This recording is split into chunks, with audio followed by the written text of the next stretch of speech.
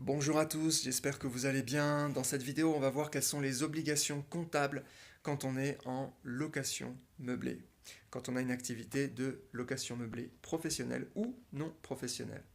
Voilà, alors je suis sur le site économie.gouv.fr qui va nous détailler en fait quelles sont les obligations comptables suivant le type d'entreprise que l'on a.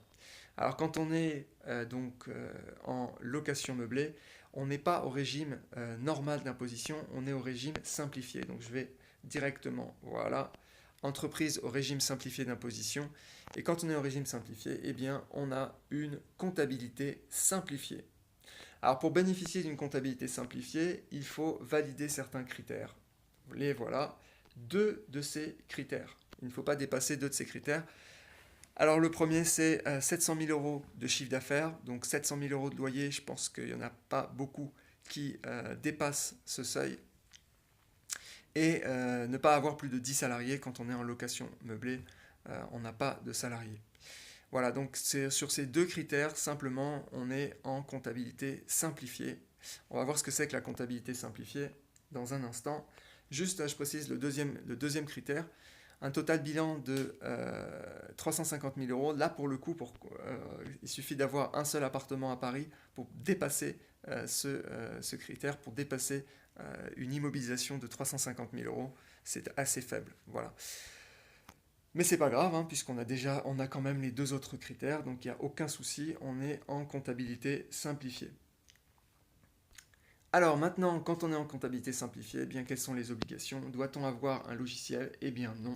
Voilà, il suffit simplement d'avoir une comptabilité de trésorerie, c'est-à-dire d'enregistrer les encaissements et décaissements de façon chronologique. Voilà. Donc pas besoin de faire ce qu'on appelle une comptabilité en partie double, où on doit rentrer, donc pour chaque opération, on doit la rentrer deux fois dans deux comptes différents, une opération au crédit, une opération au débit, et avoir des logiciels, etc. Absolument inutile si vous êtes en location meublée.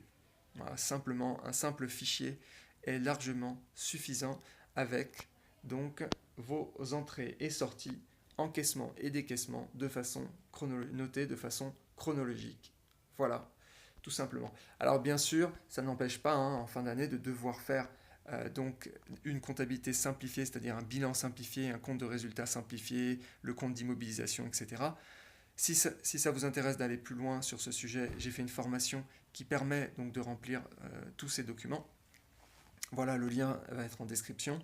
Par contre, concernant votre journal d'activité, les entrées et les sorties, eh bien là, c'est quelque chose de très très simple. Voilà, simplement un fichier Excel est largement suffisant. Voilà. Écoutez, je vous remercie et je vous souhaite une bonne journée.